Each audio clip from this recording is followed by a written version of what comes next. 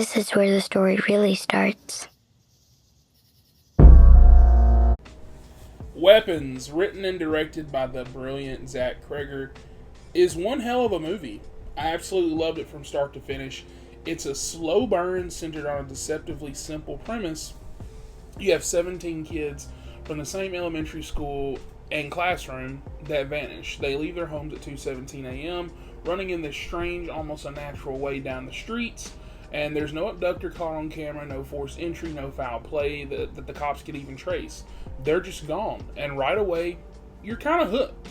If you're familiar with Zach Cregger's work, you know he's the guy behind Barbarian from a couple years ago, and he's a master at throwing you for a loop. Remember those Barbarian trailers? You know, they made you think that it was going to be one thing, and then halfway through you realized that you were in something entirely different. And Weapons does the same kind of misdirection. It draws you in with one hook, then flips the narrative on its head.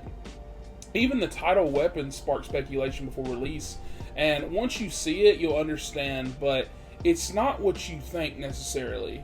What I love most, besides the powerhouse performances from Julia Garner and Josh Brolin, is the structure. I'm a sucker for a movie that plays with POV, and this one constantly shifts perspective.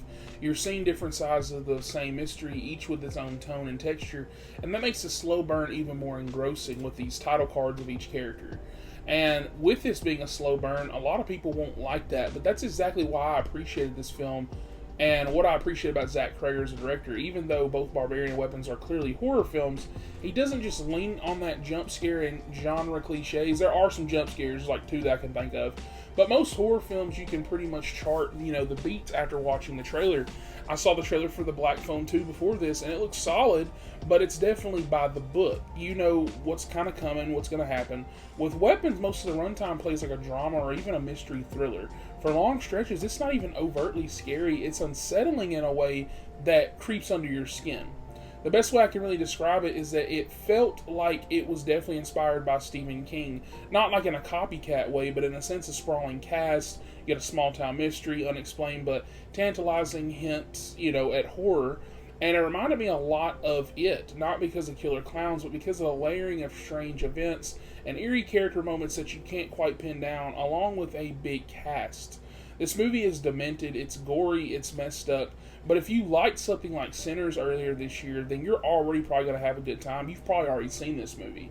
And so I'd put it right up there probably with that film. It's one of the best of the year, and that's why I love horror, because here, I'm going to get a little ranty. There's always going to be people who come out saying that something's mid. And I'm always thinking to myself, do you even know what that word really means? You can't watch a movie with this level of cinematography, acting, scale, and scope, and just dismiss it as mid. You can dislike it, sure, but you've got to grade it on the merits, not whether it fits your exact flavor of the week. And even if you didn't love the ending or the central twist, for example, or even the acting or cinematography and score alone, I feel like carry it past the threshold of being, hey, a really good movie.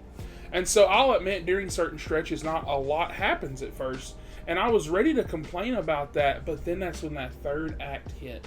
And the final POV, everything clicks together. Those threads that I thought were kind of pointless come together. Questions are then answered, and it's done in a way that's bold, unpredictable, and incredibly satisfying. Those quiet stretches earlier, suddenly they matter. Suddenly they're essential. And so I wonder how that's going to work on rewatches now that you know what happens, if you're going to notice something or something like that. So I kind of want to watch it again. This movie ends up going to places that you don't see coming, and it works. And that's why, once again, I said I'm very curious about a rewatch, because it's like another film I enjoyed this year, something like Drop, because once you know the twist, you kind of wonder how it's going to feel again. I haven't rewatched that movie either, but even knowing that, I can see Weapons still holding up, because it's not just about the twist, it's about that atmosphere, the craft, and the characters. So if you love something like Longlegs last year, which I know a lot of people ended up not liking that movie, I did, where the hype kind of splits the audience right down the middle, Weapons is kind of that movie. Some people will be obsessed with it, others will shrug, but the filmmaking here is undeniably strong. And I've got to say I'm all in on whatever Zach Cregger does next. I know he's tackling Resident Evil, which has some people mad because, he's going a little off script with that, but I'm excited.